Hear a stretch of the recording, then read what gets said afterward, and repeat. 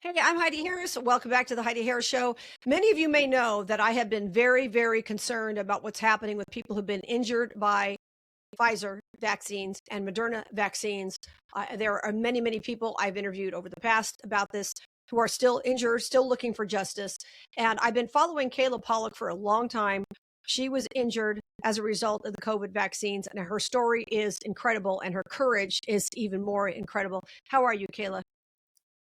Okay, thanks for having me. I really appreciate Thanks that. for being here. I had no idea you were following me at all. Well, let's talk about what your life was like before the vaccine. Yeah, that's the hardest part to talk about, actually. Um, Before the vaccine, I was very, very active. I played premier soccer growing up. I had, at the time, my son was 7.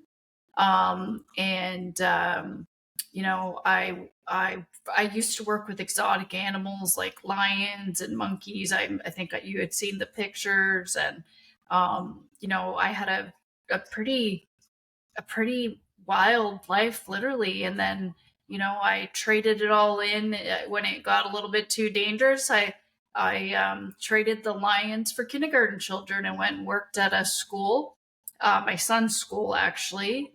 And the kindergarten children were a little more dangerous, but um, no, but I loved my job. I absolutely loved the kids and loved that job. And, you know, I always said that the one job I would never want to do was be a teacher, work with kids and like little kids. And then there I am loving, Yeah, it's a you know, gift. It's a gift to be a I had teacher. no idea. And then you know, wow. And I did that for quite a few years. And then, you know, that's where my story, I guess, usually starts. All right. So talk to me about the vaccine. Which one did you get and when did you have to have it? Well, I can't give you exact dates of the vaccines only because I am involved in a legal matter. Okay. However, in I And would we'll get to that too, by the way. So yeah, suffice to say 2021, would that be fair to say? Or can you even say that? That's okay. 1 to 22 ish. Okay. All right. So this is, I mean, it's gosh, it's looking back, but I had a father who was actually he had early onset dementia and was dying actively in long term care. And of course, this was during the COVID pandemic. And at the time, in order to go see him, um, I did have to be vaccinated. And so I received the vaccines, but I was also hearing a lot of propaganda. And I did have a health condition. I was type 1 diabetic. Um, and that didn't affect my job or my activities. I had it really well controlled at the time using an insulin pump. So I was living a really normal life with it. But the news, I made the mistake of not knowing that the news and politics were so connected. I mean, I was just a mom living my life, paying Yeah. attention to my job and my kid, and And it's hard because all let's face it, big pharma I didn't know. keeps so many networks alive and you don't think about it until you Didn't start to watch it more closely and go, wait a minute, there's another ad, there's another ad, there's another ad. You don't even understand. And they dared not buck the government. So they know. were all in cahoots. And I mean, hindsight is 2020, but Right.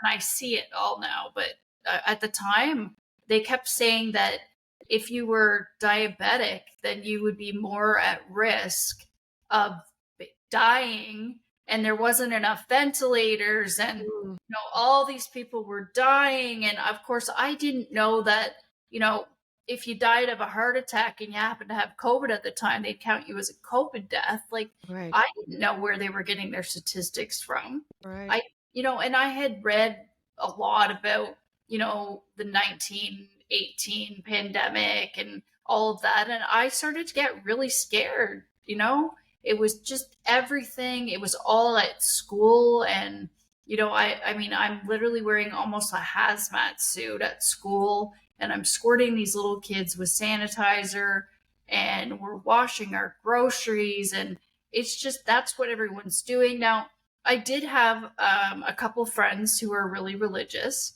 and one of them, I said, she didn't wear a mask or anything, and I said, how come you're not afraid? And she said, well, I believe the Bible says that God gave me a certain amount of days to live, and those days are already predetermined. And so I'm not afraid. Right. And at that time, I was certainly a believer in God, but I was so scared that I think I was just brainwashed by the propaganda. Give yourself some credit, because they were actively trying to terrify everybody into submission with this. You know what? The only way that I was able to kind of forgive myself with that is to see that I don't want to feel like a lemming, but I actually compared it to talking with people who had parents that had survived the Holocaust. And I spoke with them, and I would ask them the question, do you forgive the German people for becoming Nazis, or for falling into it, or for letting it happen? And most of them said yes, because they could see how they were brainwashed. And so I realized that it was a real thing, and Oh yeah. and that I really was coerced into taking my vaccines. I wasn't forced, but I was coerced. Mm-hmm. And most importantly, I certainly wasn't warned of the side effects. And I can't speak for the whole world, but I believe personally, sort of that none of us were prepared for the side effects, except for the percentage of people who already had enough knowledge to not trust the government. I was also in a position where my employer was going to mandate it anyway. I was also in the position of being type 1 diabetic, like I said, and my dad's dying in long-term care, and he did die in long-term care. Sorry. So I took my vaccine. Mm-hmm. And, my Moderna shot is what led me to sitting in this fancy chair that you see that is not a computer chair. Talk to me about that. So you took the Moderna shot. You can't say why. I win. I understand. You took the Moderna shot. How quickly after, if you can, if you're allowed to say this, talk to me about what happened and how quickly after you had side effects. Within a few days, I had a C-section before, so I already knew what it felt like to be paralyzed, because when you're given a C-section, oh right, they gave you the epidural, right? Right. Literally paralyzed. That's the same thing. You're awake. You can will your body all you want, but you are paralyzed. Yeah, so lift your legs or whatnot, right? Any woman watching this will know that feeling. Sure. So and I fell, not from tripping, just my legs I always say they just gave out. I didn't trip on anything. My legs just stopped working, and I slowly fell down, and I went to get back up, and it didn't happen. And and then a few days later, the same thing happened again. And my son, who was 7 at the time, he came into the room, and I was telling him, oh no, it's okay, mommy's fine. My legs are just sore. And they weren't sore, I couldn't feel them. But at that point in time, I called my doctor, and I mean, I'm in Canada during a pandemic, and my doctor and I talk about it, and I'm like, I'm walking again after this. I get back up like after 15-ish minutes. And I'm walking normally, nothing hurts, there's nothing going on. So I'm thinking it seems neurological, or it may be a pinched nerve or something, although I really felt paralyzed during that time. So I had a good long discussion documented with my doctor, and we discussed the fact that there were no neurologists that would be able to see me with that low of a condition. or that it's not severe enough, especially since I'm walking, probably for several years. And that it wasn't clinically significant given the fact that I was walking. And should it happen again, then, we would end up going to the hospital.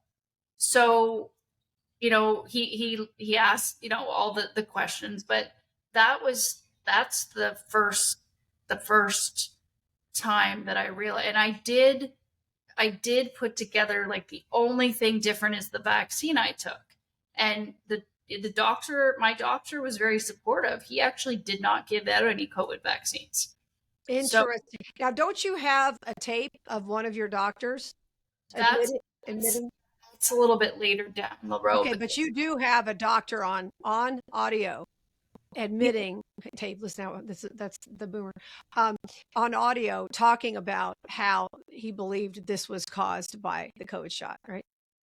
Yeah, I've got that, and I've also got all my medical records that say that I'm quadriplegic as a result of my COVID-19 Moderna vaccine. Unbelievable. Okay, let's go back to after you started having the initial situation where you couldn't walk, and then you could, and then so at what point did it get to where you were completely paralyzed from the chest down? I went for a big hike on Family Day weekend. We have a holiday here called Family Day weekend. It was on February 21st, 2022. And I went for a hike with a friend of mine and the dog. And, everything was fine. No falls, no pain, nothing. And I had to wake up early the next day because a lot of staff members were calling in sick or didn't want to come to school or attend work because of the scare of the pandemic.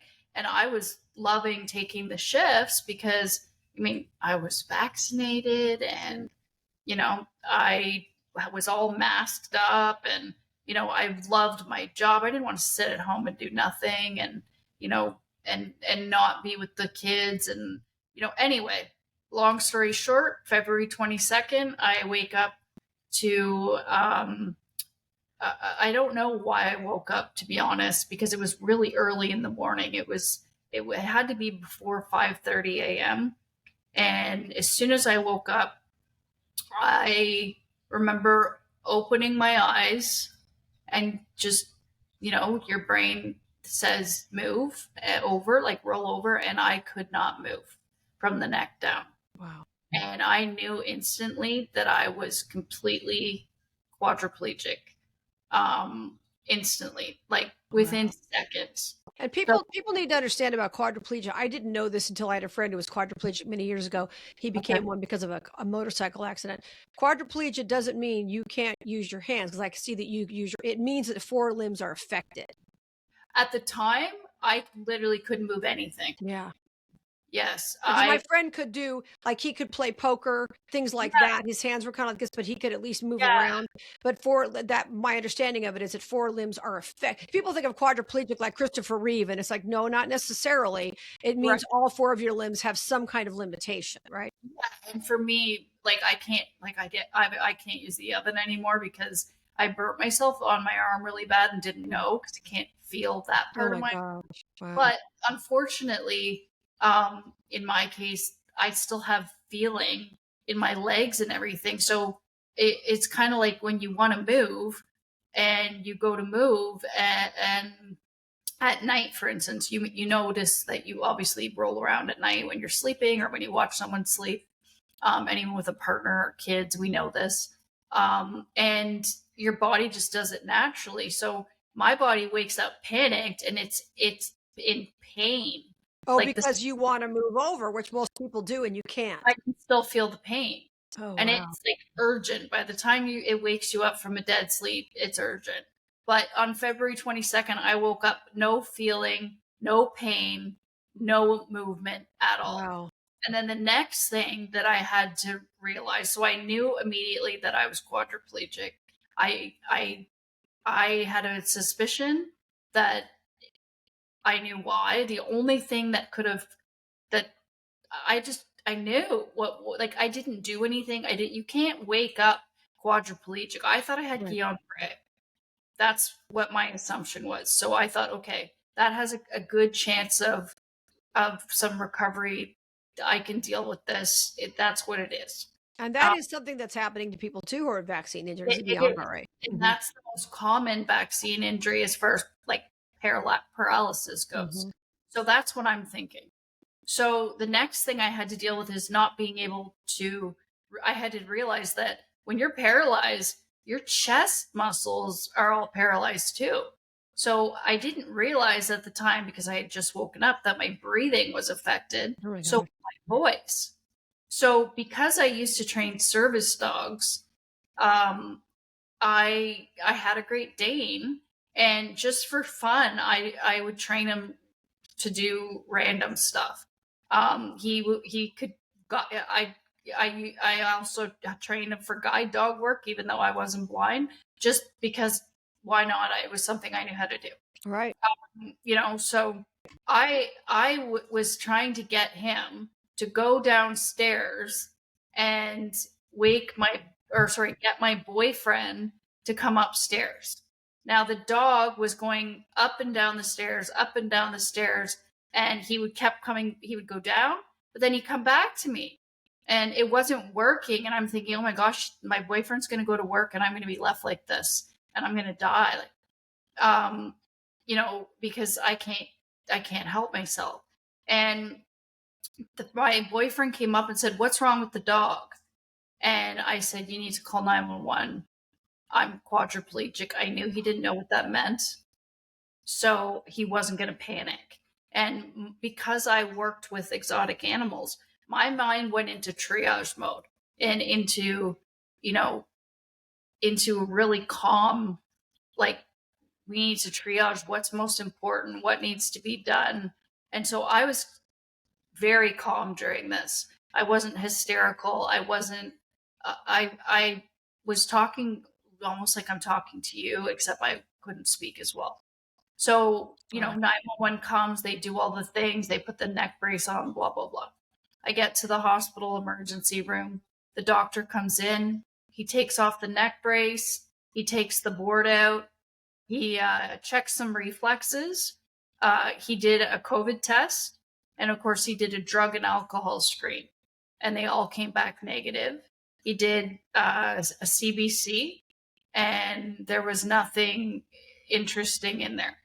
So he says to me that my quadriplegia is caused by a psychiatric issue. So I don't know about the US, but in Canada, when a doctor sees you in the ER, like an MD physician, if he sends you to, let's say, the neurology department, okay, your neurologist does not become the attending physician. He's a consult. So this guy knew that by the time I got a psychiatric consultation, he'd be off shift, and I wouldn't be his problem.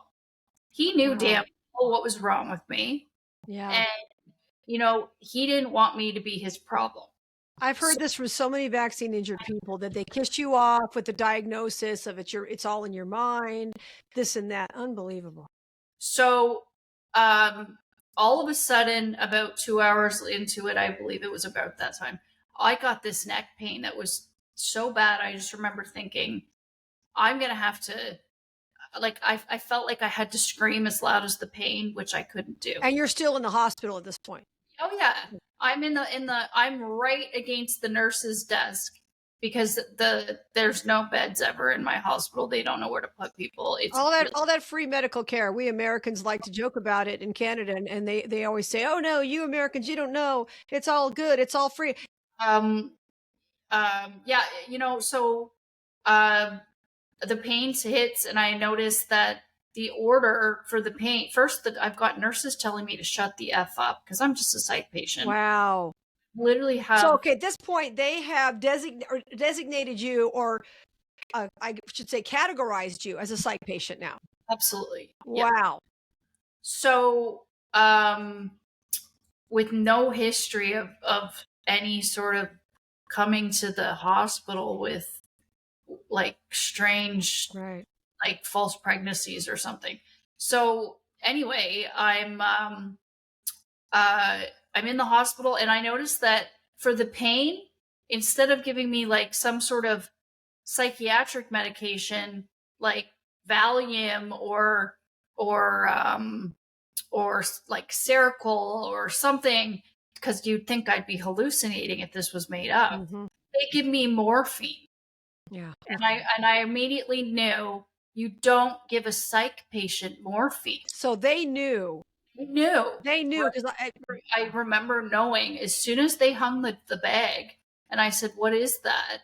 And it was IV morphine. You do not give a psych. Why would no. you give us, especially like that's where people come in, drug seeking behavior. Even though I didn't have drugs in me, Right. still you just don't do that. Like for fake pain, you give them Tylenol. So Right. right, it doesn't make sense. So So they or knew. something. Yeah. So anyway, all of a sudden I get this doctor, and he comes and he literally very quietly whispers in my ear, and he goes, "Listen, I do not think that this is in your head. I think there's something seriously wrong with you. I've got a friend. He's a radiologist. I want him to read your scans. He's at home. If you go into the MRI right now, he's willing to read your scans at home." And I said, "Let's go." Yeah. And it was a couple hours with and without contrast MRI. Banging, And clanging in your ear. MRI is the you worst. know what? That didn't bother me. I didn't care. That was the least of my worries and my pain. Mm-hmm. And you know what? I'm all alone too. Remember, I'm all alone because Yeah. nobody's allowed in. A nurse friend tried to come in with me, and security actually escorted her out. So they didn't want anybody around whatever was going on with me. And I wasn't yelling at anybody or swearing. I at one point was screaming in pain, but that was it. And I didn't profanities or anything. So yeah, so I've got at this point in time, he comes back to me and he goes, the good news is we found out what's wrong with you, and you're not crazy. This is not in your head. And that's when they told me that I had a massive lesion in my spinal cord, and that it was like a millimeter away from making me have to be on a ventilator, which is like Wow. Christopher Reeve style ventilator where you're like for life. Okay, so let me back up. So the lesion had adhered to your spine, and it was very close to making you. Where was it in your spine? The cervical spine, lumbar spine. Do you know? It was right from at the first in the first MRI. It was from the C4 vertebrae. Oof. Okay. Yeah. And this is the first MRI. It was in the C4 right down into the lumbar. So it's right there. Okay. Wow. Okay. You know what the thing is that the lesion they had, so then you have to rule everything out. So obviously there's spinal taps. I'm being tested for MS, so I'm getting my brain checked. Now, when they did the brain scans, they accidentally sort of found that in the amount of time that they'd left me sitting there, it had moved from my C4 to my C2. So this moves around like some kind of bit of jello in your body, this lesion? That's when it's swelling. Oh, okay. It's not actually like a tumor. Or they had to rule out all of that, the right? Lesion. Now, can they take this lesion out with surgery? No, it's swelling. So what it's done is it's when it's I can get into exactly what it is a little bit later on, where it kind of affects more the legal side. But there's this swelling in my spine basically, and it's cutting off the signals that your brain sends down to your spine. Right. Obviously, yeah. Yeah. So they had to rule out everything. They had to rule out MS. They had to rule out cancer. They had to rule out all sort like Lyme disease. They had to. It was just test after test after test. Wow. This is where the audio recording. You have to sort of know the relevance to understand the importance of the audio recording.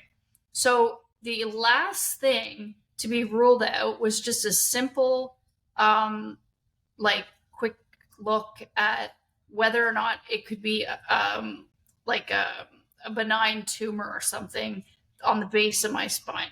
And the neurologist said, and I told my boyfriend, put my finger on the record button, because this is after I'm out of the ER and now I'm admitted. I said, put my finger on the record button, because legally I can record a 2-person conversation as long as, and get out of here.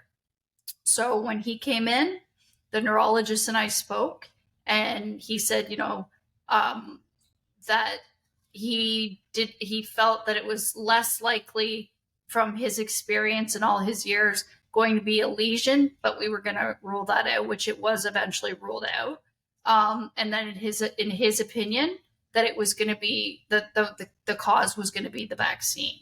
Wow. And that's when I purposely said, have you seen this before? And his answer was yes, many, many times. Wow.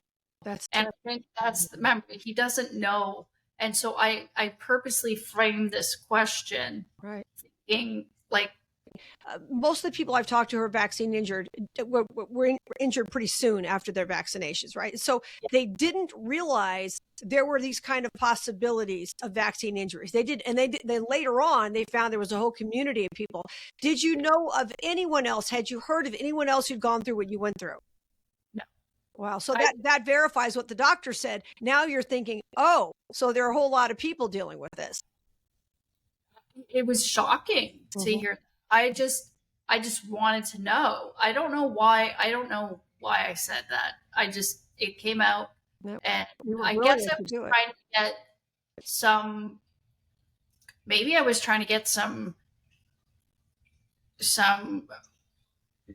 maybe confirmation that you weren't crazy, or validation that this is your situation, right? I think maybe that I wasn't the only one dealing with this. Right. I didn't expect that answer.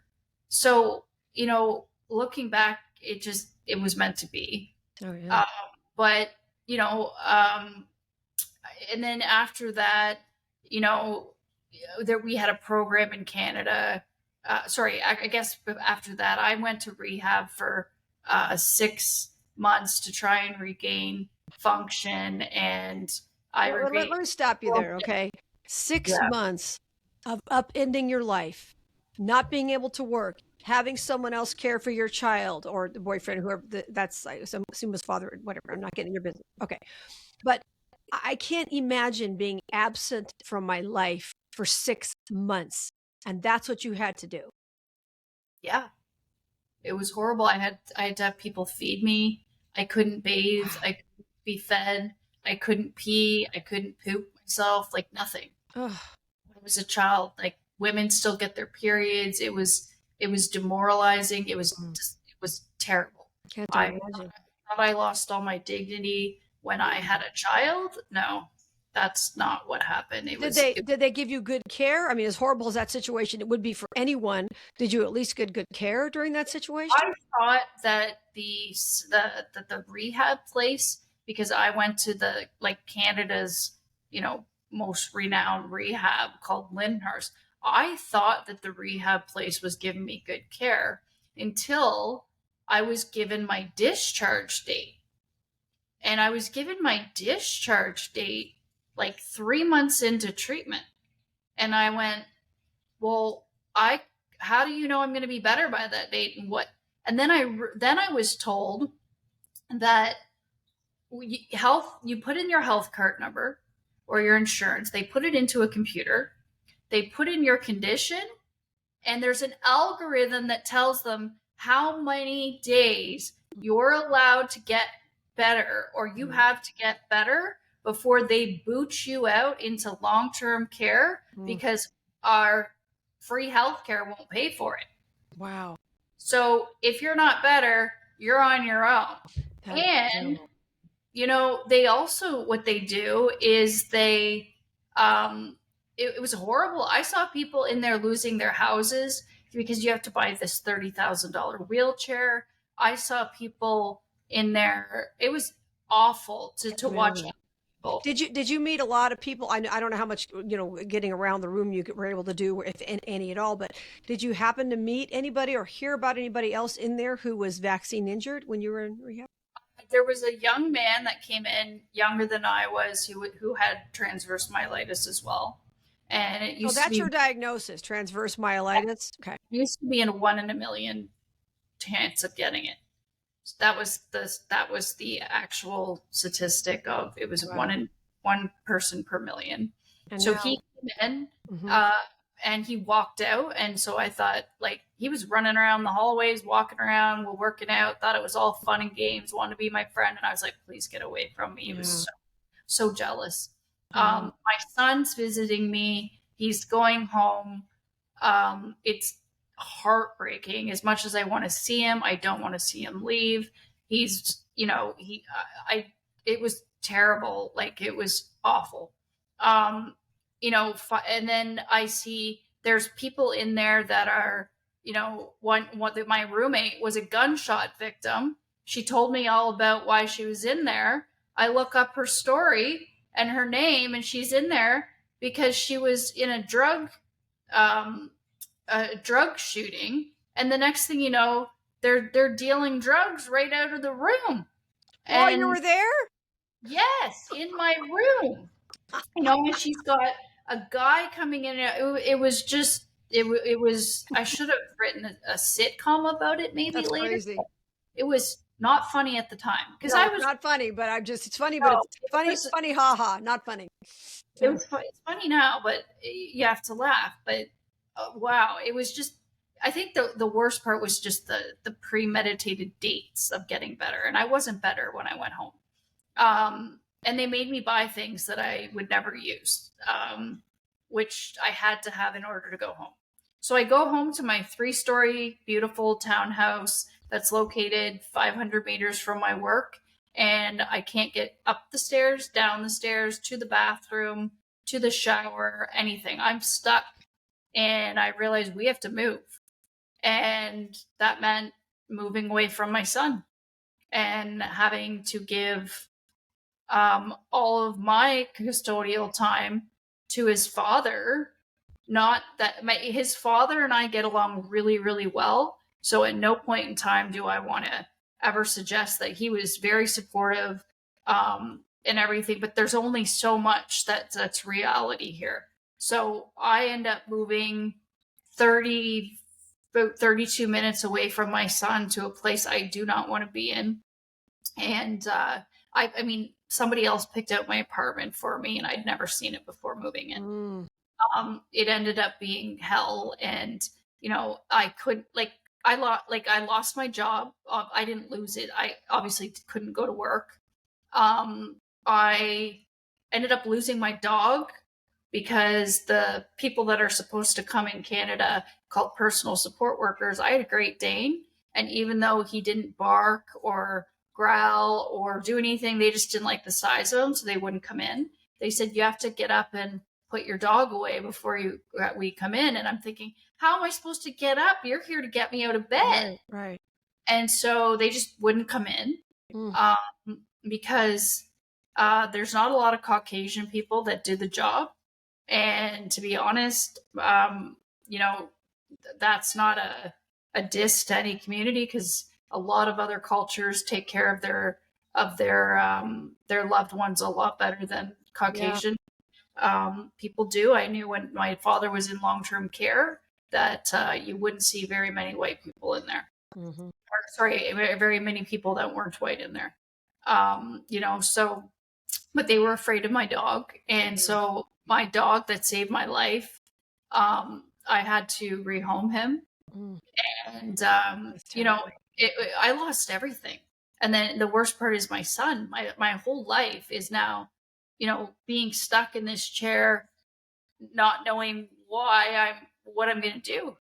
And also, you're not just stuck without your legs and in pain. You've got, as you know, from having a quadriplegic friend, or having had a quadriplegic friend, I'm assuming, that you have to deal with the fact that if you're in one spot for too long, you're going to get what they call pressure sores. Mm-hmm.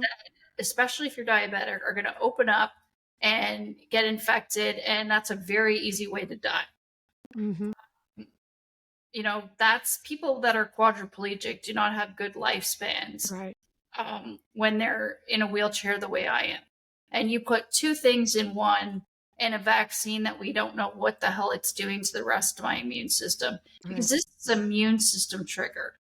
And that's where we would get to the sort of the legal part after. But basically, long story short, in Canada, we had something called the Vaccine Injury Compensation Program, which Justin Trudeau, the wonderful Justin Trudeau, who's with Katy Perry somewhere enjoying life. On a yacht or something, yeah.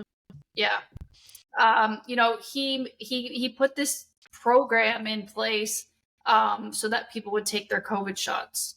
Mm-hmm. And, you know, they were supposed to be compensating people with serious injuries. So I had it in writing, I had it in recording. I thought it was going to be like no problem.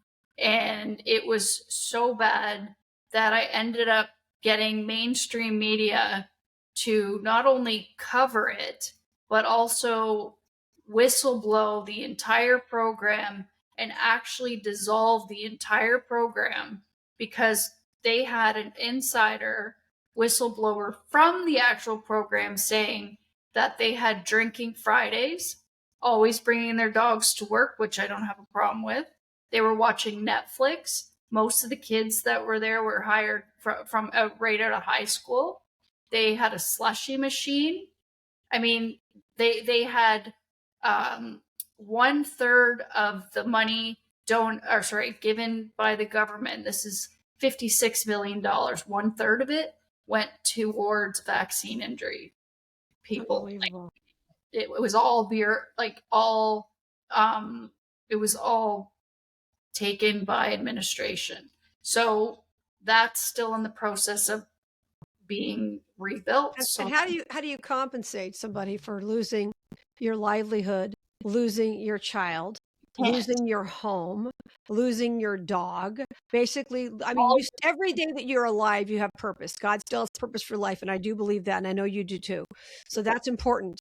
But you have lost so much of your life, and how can you possibly be compensated for that? Well, the only reason I went to the trouble of filling out all those forms is because people don't realize, like, every time you park your car, right? And also remember, we didn't have a vehicle that I could even go in. Right. All of a sudden, I'm in a wheelchair. Where are you going to put the wheelchair in me in your car? And those vans are so expensive. It's $100,000 to get a brand new one, and it's called a luxury vehicle. Buying a used one, it was impossible. Like that's a whole other story. But Wow. Long story short, I'm being lifted into the vehicle by my boyfriend at this time. He's lifting me into the Jeep. He's 5'2", I'm 5'7". Thank God he's a strong guy. Mm-hmm. But you know, I filled out the paperwork thinking that was going to go well. It didn't. But it costs a ton of money to be disabled, and I don't think the average person will ever understand. No, I don't We think don't have health care in Canada. I don't think so. Yeah, they say that again for the people in the back about they need to hear this about the Canadian healthcare system. We're always told it's all free and everything else. Right. Talk about it.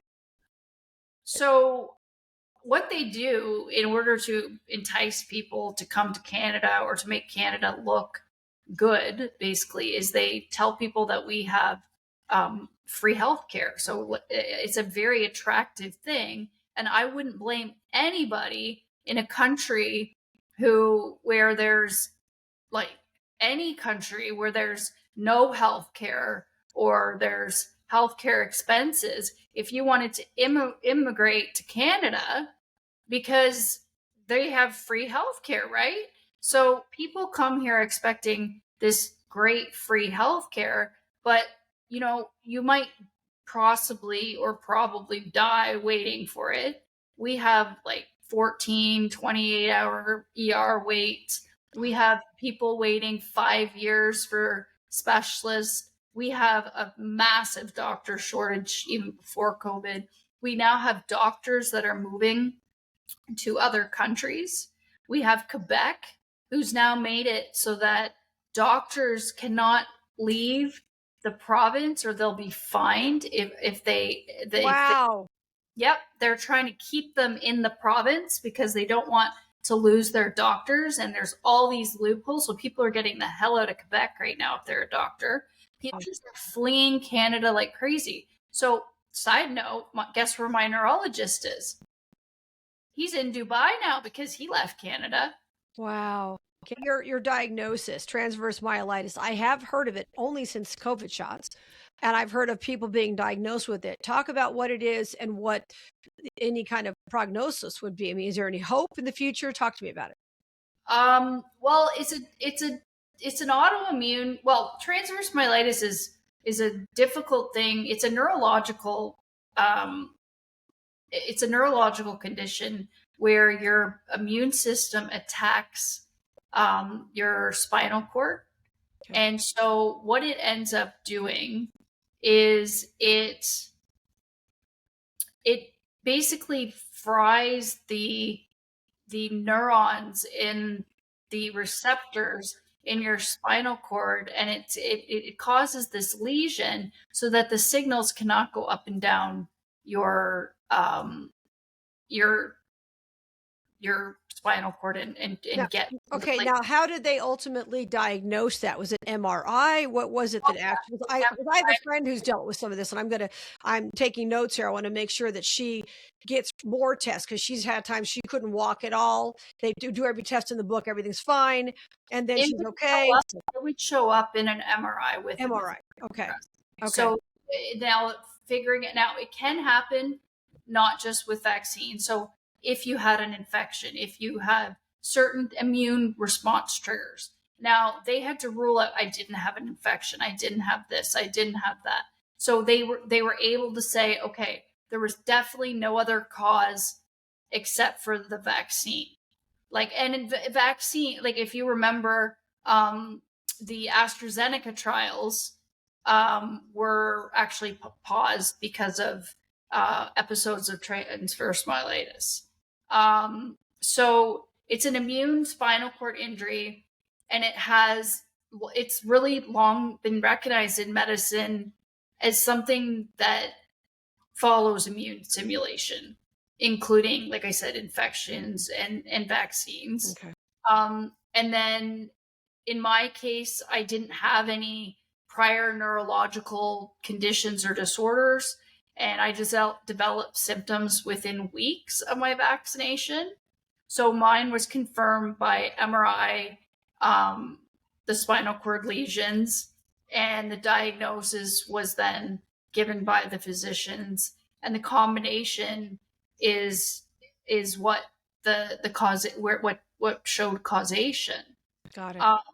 So you'd have to really I'd have to have another hour to sit here and explain what transverse myelitis is. I'll post some information too in the comments about that. It's not a typical thing that people would know. Right. But if it's 1 in a million before, why would you know about it? Right. Why would you? So now you are pursuing legal action on this. Talk to me about why you did that. I can't blame you.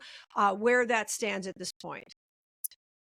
Well, for 2 years almost, I decided that I wasn't going to do anything.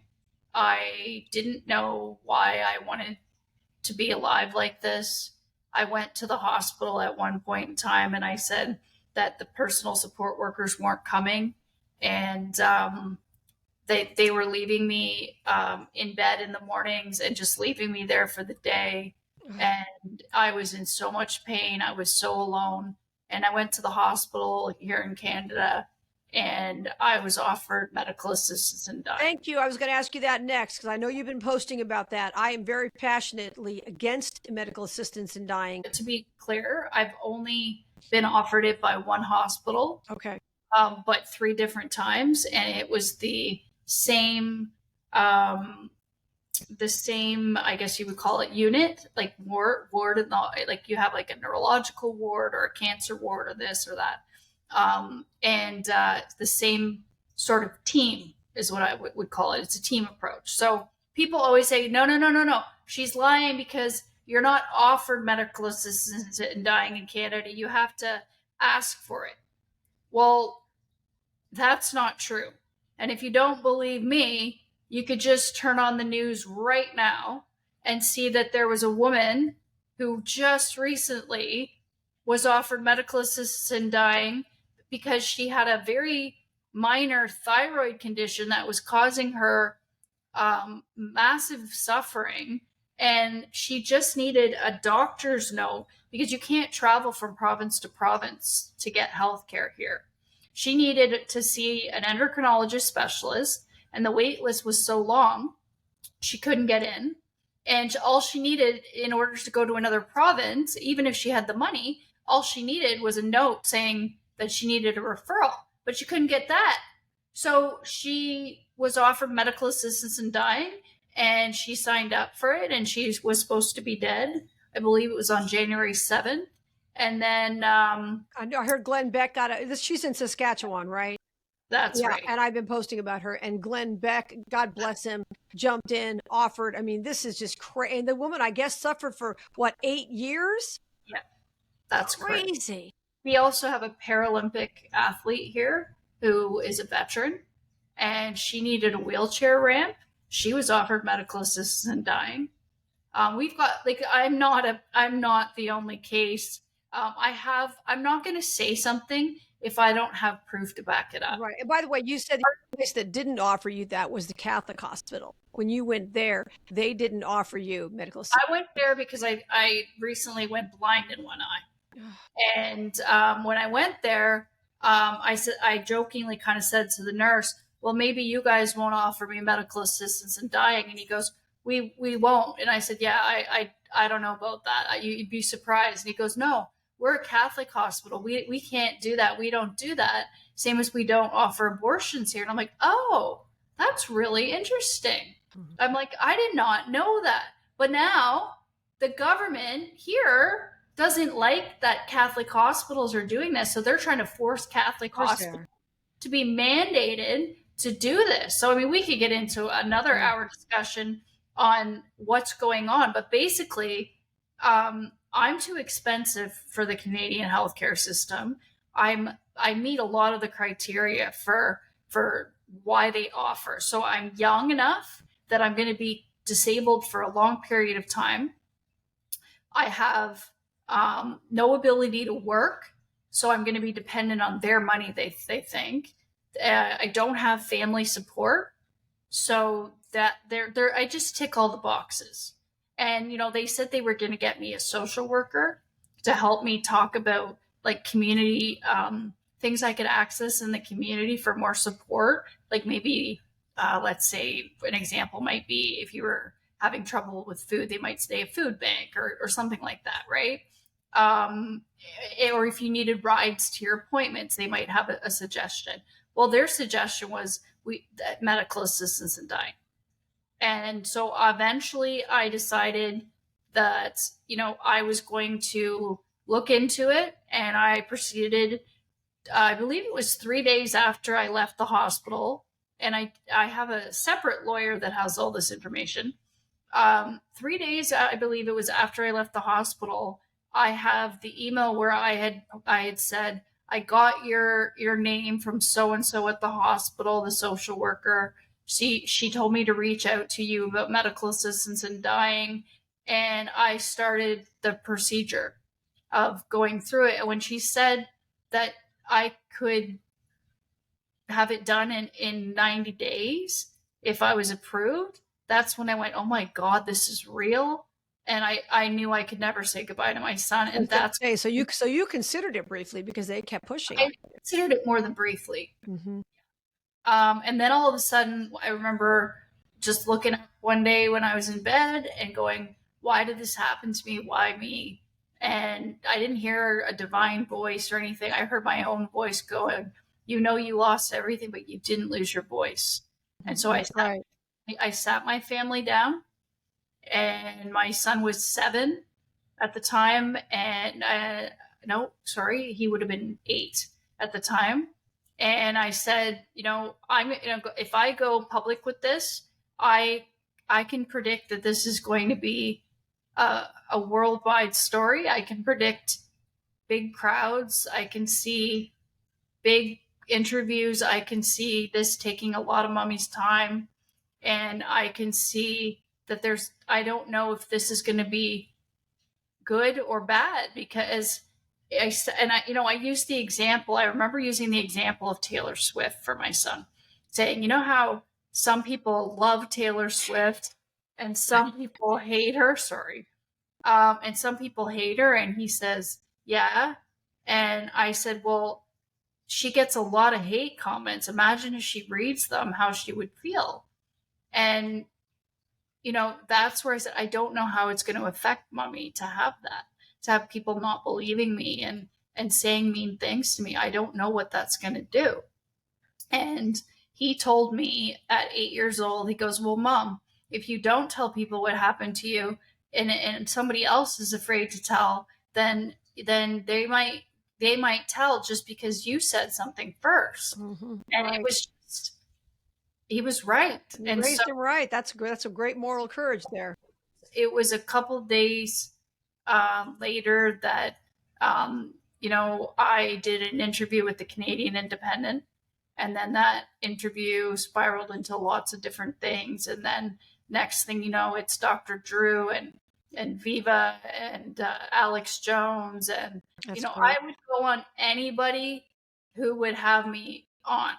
Right. I wasn't concerned about what sort of audience it was, because I didn't care. The left, the right, the far left, the Right. far right, the center, everybody needed to know this. Yep. I don't care. So mainstream media knows, not enough, but the newspapers, people in the UK, people in all sorts of different countries, you'd be surprised. Countries I've never even heard of found out. And so, but my own neighborhood doesn't really know. And I think that's the hardest part. It's like being lonely in a crowded room, because you have all this internet support, but then there's no one actually here. Right. That's really, and one of the things that has been very common with vaccine injured people I've talked to is the gaslighting from people who've had vaccinations. They're the worst offenders when it comes to not believing you. From what I've heard from a lot of people. And that's heartbreaking, because you're going, wait a second here. I thought I was doing the right thing. And now it may not be your reality, but it's my reality. Don't deny my reality. But that is happening with people who are vaccinated. Talk a little bit about that. I think in fairness, I try to be as fair as I can. And I try to really take myself out of the situation and look at it from a non-judgmental stance. And when I look at that, I think, if I saw all these people be around me getting sick, and more and more and more of them were coming forward, I might have to deny that it was true in order to keep my sanity, because they are probably scared and have no idea what's actually going on in their own. That's what it is. If I deny it, then it's not going to happen to me. They're scared to death. Normal defense mechanism psychologically. So I don't know if it's that they and I believe some of them really don't know it, but it is a normal psychological defense mechanism. Denial is very common. Right. It's a shocking thing, but there's so many people that don't deny it. And what I can't stand is when people haven't taken the vaccine and they say, well, you must have been one of those people yelling at us to wear masks and calling cops. And I was like, I had a friend that, that would come into my house, and I told you, she didn't believe in all this stuff. She wasn't vaccinated or wearing masks. She'd come over to my house, and I asked her why she wasn't scared. So in 1 minute, I'm terrified, but I'm letting her in my house. So I'm still friends with her. Yeah, I get that attitude. There are people who are not vaccinated who are very self-righteous about this. And what I would say, you. Right. And what I would say to that is, no one deserves this. Even if you were screaming at people about the vaccine, which I believe you weren't, but no one deserves what's happened. The craziest whack job on MSNBC does not deserve to have the things happen to them that have happened to so many who've taken the vaccine. Fair enough. And you know what? There are many people that didn't take the vaccine, that didn't believe in it, that are still here with me in this fight. And that as we should be. We And I should be. appreciate that Mhm. so much, because if not, then our voices wouldn't be heard. We'd just be all the crazy people. Right. Absolutely. So now where does your medical lawsuit stand right now? So I decided. So it was just before the statute of limitations, on the exact anniversary, 2 years later to the date, February 22nd, 2024. It just happened to be that day. I believe it was 6 hours before the statute ran out. I was able to file my lawsuit against Moderna. And the first thing, of course, they tried to get it thrown out, saying that it was past the statute or all these things. That didn't work. So basically, I guess I had a lawyer that saw my story, and he had already taken on Pfizer in Canada, and everyone thought that, like, I believe in the States and everywhere else, there was basically blanket immunity. And so they basically they weren't going to be held accountable in other countries. But Canada did something kind of stupid. They made the deal that should someone have a vaccine lawsuit, what would happen is, let's say I sue Moderna and Moderna pays me $45 million.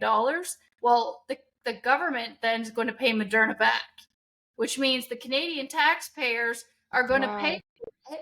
But of course, we didn't know this because it wasn't told to us. Wow. Regardless, I haven't met a taxpayer yet that didn't want their taxes to go to me instead of right. And you don't want to sue the taxpayers. You want Moderna to pay for what they've done to you. Well, you know what? It's not about the money for me. It's about it's partially about money. Well, it has to be, because you're going to need care the rest of your life. And if not, I'm going to be stuck in a long-term care home. And in our province, Doug Ford, thank God that I'm not going to say anything more than I can't stand the man. He made it that he doesn't care where you go. So if you you can go to a long-term care home, you have to go to the long-term care home that takes you. You don't get to stay near your family. Who cares? You don't need your family. So I just want to make it clear. So what happened? This isn't a conspiracy case. It's not a political lawsuit. It's just a standard Ontario Superior Court product liability and negligence case against Moderna, grounded in medical records and MRI imaging and causation evidence and sworn pleadings. And so my case is with the Ontario Superior Court of Justice in Newmarket, Ontario. It's a jury trial, not a bench trial. Oh, that's good. Yeah. So Canada didn't grant, like I was saying, blanket immunity to vaccine manufacturers. So I sued Moderna under just ordinary negligent duty to warn, negligent misrepresentation,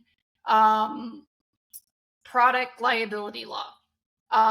It already survived the initial pleadings. That's great. And it moved into active litigation. That is great. And juries, when it comes to product liability, you want a jury trial. Juries look at someone like you and they want someone to pay much more than a judge will.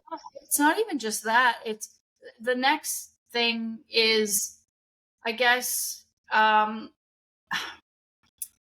it's sort of, I think what is kind of understandable but also shocking is Moderna, what they're trying to do right now where we are is Moderna is not asking a jury to decide this. So they're trying to end the case early through summary judgment motion, right. before any disclosures or a trial.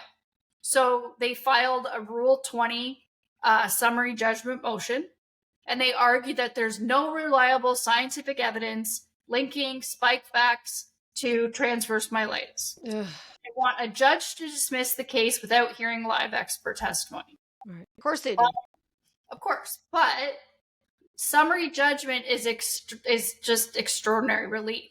And courts are reluctant here to do that because there's credibility, expert disagreement, and causation, and those are live issues.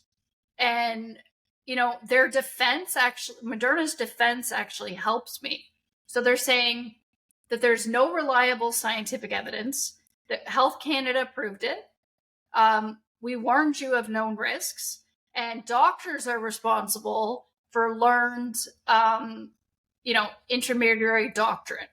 So their positions are sort of that the safety data evolved over time, and there was unknown side effects that could occur, and causation depends on scientific interpretation, not simply on facts. So their own product monograph warns that serious and unexpected adverse effects may occur. So it undermines their argument that there was no duty to warn. Right, they knew. Right, they knew. Then basically, they usually summary judgment is not appropriate because I've got competing medical experts that will testify. I've got causation weighing science. I have a catastrophic injury, and my credibility matters. So Moderna is basically saying, choose our science over yours, resolve with the causation without cross-examination, and that basically they want corporate affidavits over live testimony. And Rule 20 here was not designed for that. So causation doesn't equal or does not require in Ontario absolute scientific consensus. So Canadian tort law says that you don't need universal scientific agreement. You just need proof of balance of probabilities. So the court has to accept circumstantial, temporal, and different diagnosis evidence. So I had no prior neurological issues. I had rapid onset after vaccine. I had MRI confirmed testing and diagnosis by treating physicians that said that this was caused by my vaccine. So that's enough to get a jury, even if they dispute the causation. So I think the biggest strength that I have is the duty to warn, because even if they say, we didn't know for sure that our vaccine caused transverse myelitis, the law says that manufacturers must warn of material risks. So when the risks are serious, irreversible, or life-threatening, you basically don't have to have certainty. Their certainty is not required. It has to be severe, permanent, and life-ending in functional terms. Obviously, the jury then has to ask, would it be reasonable that a person would want to know this before taking the shot? Right. Now, you just sit there for a minute as a jury member and just think, would it be reasonable for you to want to know this before taking your vaccine? That's a pretty easy question. That's a pretty easy question. Now, Moderna leans heavily on this, but doctors also can't warn patients about side effects they weren't told about. And it comes down to the manufacturer. So it becomes a fact question, not a legal one, meaning a jury has to decide. Right. So I think that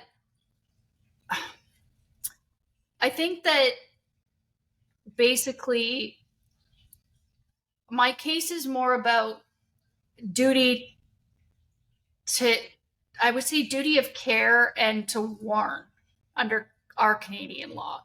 The drug manufacturers must warn patients of these risks. And when those risks are catastrophic and irreversible, you don't need certainty to warn someone. You just need honesty. Right. And they're they filed this judgment asking that the judge dismiss it because they don't want juries to hear expert testimony. No, they don't want this out at all.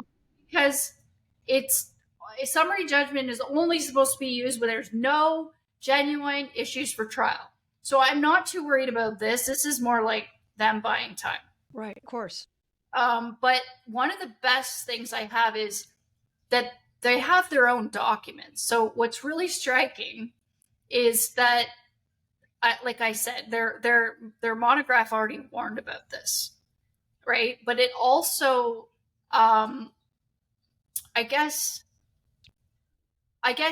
like, I'm not asking a judge to declare Moderna guilty per se. I'm asking for my right to a jury trial, to let juries hear the evidence, to hear the experts, to see the MRIs, and decide whether that company fast-tracked a novel mRNA product and met its duty to warn. Right? So this isn't about, anti-vaccine or anything like that. No, it's not political. They put out a bad product, and they didn't warn you like they should have. I'm not accusing them of they knew for sure, they intentionally hurt me, it's genocide, everyone is injured. I'm sticking to duty, evidence, process, jury. Mm-hmm. That's it. And I think that one of the most interesting things is they were monitoring the effects of neurological outcomes such as transverse myelitis, saying that it was already on their radar, and they are saying that there's no chance that my injury was caused by this. I'll put that all information up there in your Twitter feed and all that stuff. It's important for people to be able to watch what's going on with you and the updates and all that. Yeah, and I mean, at the time that I was vaccinated, the public facing materials kind of emphasized that it was safe and effective, and catastrophic neurological outcomes like paralysis were not. No, that wasn't on the radar. There wasn't even a possibility that you considered. So I'm not saying they had perfect knowledge, but they had enough information to warn that severe neurological injury, though rare, was possible, and they chose not to. And like you said, the people who are vaccine injured have to speak out. And the people who are not vaccine injured, don't be self-righteous about this. For those who are non-vax, like I am, don't be self-righteous about this, guys, because these people are suffering and nobody deserves this. And none of this, you did it to yourself crap. I don't want to hear it, because nobody deserves what happened. And there were people, I've talked to people. I had a woman I talked to, and you probably know her. I don't want to mention her name here, but she's a great warrior too. Worked from home. But she was the sole support for her handicapped child who needed insurance, and her insurer made her take a shot when she worked from home. I mean, these are the choices people were up against, and she's drastically injured. And these stories just break my heart, and no one deserves this. And so God, they're not, if you really believe that this vaccine, that you knew enough not to take it, right? Then if you interpret my taking it as me not listening to you, and you say no one's ever apologized to me, let me apologize to the people that tried to warn us, because not everybody had access to that. I didn't know, honey. I didn't know. I just knew that since I already had COVID, I had it June of 2020, so very early, the bad one. I got sick as a dog because I got the Wuhan, the woohoo time, and I was sick. But I'm thinking to myself, the government's telling me I need to take a shot for something I've already had. And without going into a big spiel about me, YouTube and Vimeo shut my channels down because I did a video for the 5 reasons that I didn't take the shot. I wouldn't tell you not to. I wouldn't tell anyone not to. Yeah. But when you talk about all of the sources that didn't want any dissenting views, even at the time, that was very, very difficult to get actual information about what this could possibly do, because everybody was banding together, media and doctors and employers, everybody was banding together to give you one line of thinking on this. And that's why so many people chose to do it. And I think one of the most important things to remember, this is like what, 5 years later? Yeah. And you got to remember, I just had my Instagram, all my posts about anything vaccine injury related. So my truth is misinformation. Right.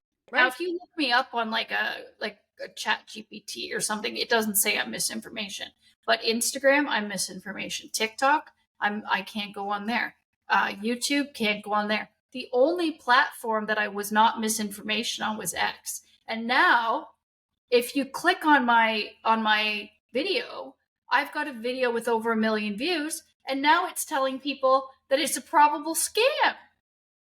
And so I'm now misinformation on X. Yeah. And sometimes.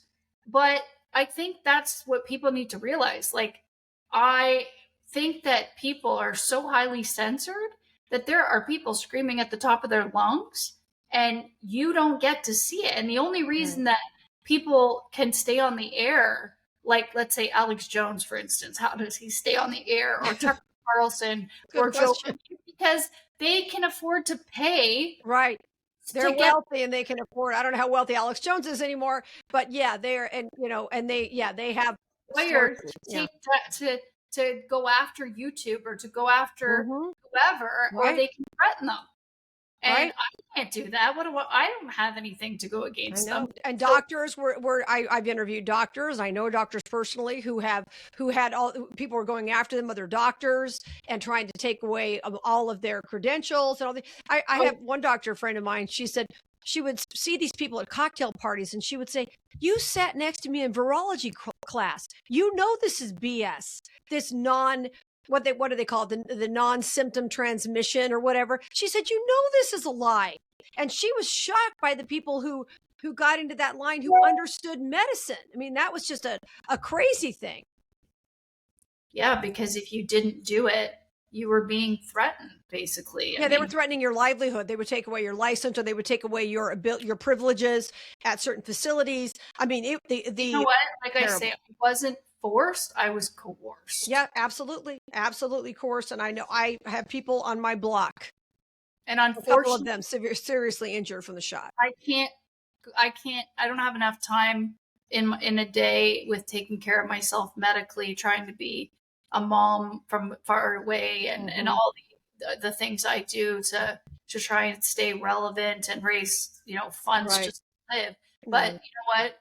It's important that people know, and I can't stop, and that's why I didn't have enough time to sue the government and to take down the vaccine injury compensation program and to sue Moderna. So I went after the who I thought was responsible. Well, that's another thing. You only have so many hours in a day, and when you're sick already, it's all you can do to function. And once again, and a lot of the people I've talked to have been parents, just trying to raise it with what energy they have in a day. They want to devote it to their family, and they can't do this. That's another way the government gets you. All right, listen, I'm going to keep following you, and please keep me updated on what's going on. And I know you'll keep posting on X. God bless you. And I'll post some information, whatever you want me to put up, and how people can help you financially and whatnot, because you're a hero. You're a warrior. I can't imagine what you've been through, and God bless you for continuing, because it would have been the easy way out to just say, you know what, give me the pills. I'm done. I'm just done with the fight. But you haven't done that. Your son needs you. The other people who are vaccine injured need you, and the truth needs you to keep standing up. I can't stand up. I am paralyzed, but I didn't say that the right way, did I? But no. I am allowed to say that. But you know what? I can speak out. I can speak out, and that's what's important to do. As long as you can keep talking, that's what you need to do every day. That you've got, as my pastor always says, every day you've got breath, you've got purpose. That's exactly right. Yeah. God bless you. Thanks for being here, Kayla. It's so great to talk to you. Thanks for giving me a platform to inform more people.